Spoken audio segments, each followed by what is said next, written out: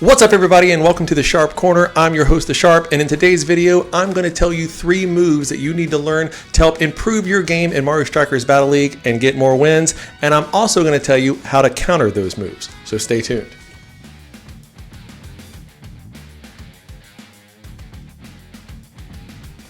The first move we're going to talk about is the Zesty Dodge. It is named after Zesty, the top player in the world, and he even told me that when he developed this move, it took him from a mid-range player to a top player overnight. So this is really important to learn.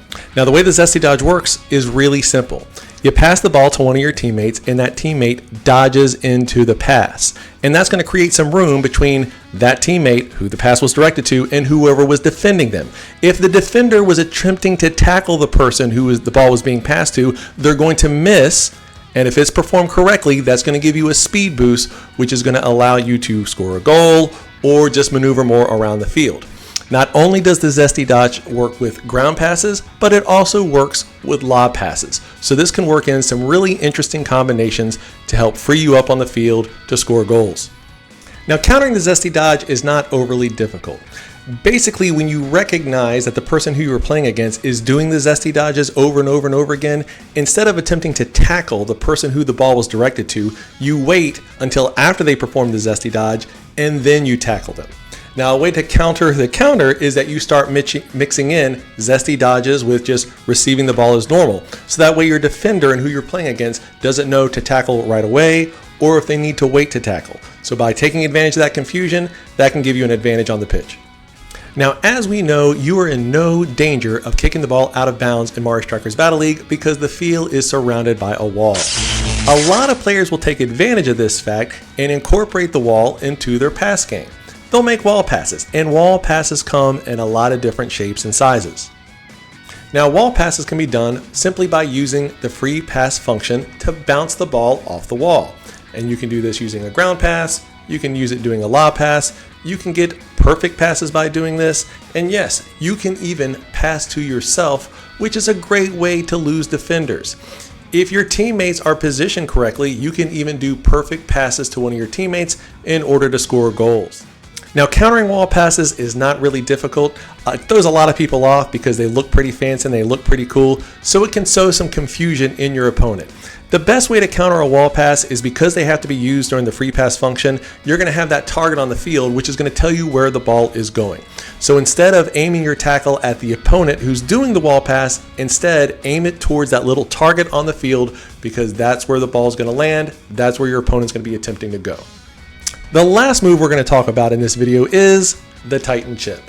And yes, I know it's a very controversial move. Some people say that it's cheese. Some people will go as far as saying that it's cheating. But this episode is not about the integrity of these moves. This episode is how to get more wins and how to up your game. By this time, everyone should be familiar with the Titan Chip. Using the free pass function, you lob the ball next to the goalie, boom, boom, moves out of the way because he thinks he's going to intercept the pass, and instead you shoot the ball in.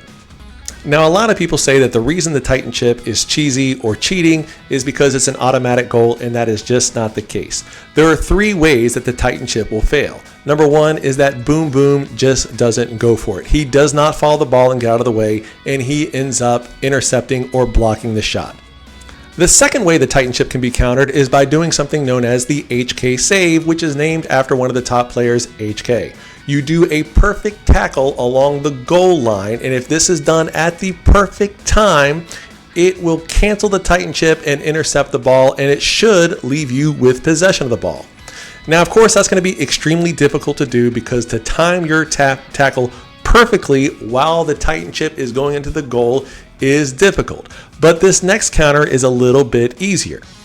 What you do is you just take one of your defenders and you put them in the goal so that the shot bounces off their back. This is obviously going to be a little bit easier with a big defender like Bowser or Donkey Kong or Wario, but I have seen it done with every player in the game. Now, if you don't know how to Titan Chip and you want to learn, here's what I would suggest. Go to training, go to Hyper Strikes, because this is going to set up a really good scenario for you to practice. There's going to be Yoshis there, but they're going to be standing still, and you can practice with different characters like Mario, Peach, and Bowser. My suggestion is practice 10 minutes a day, twice a day for a week, and I guarantee by the end of the week, you're going to be Titan Chipping with the best of them. So there you have it. 3 moves to help you score more goals and get more wins in Mario Strikers Battle League.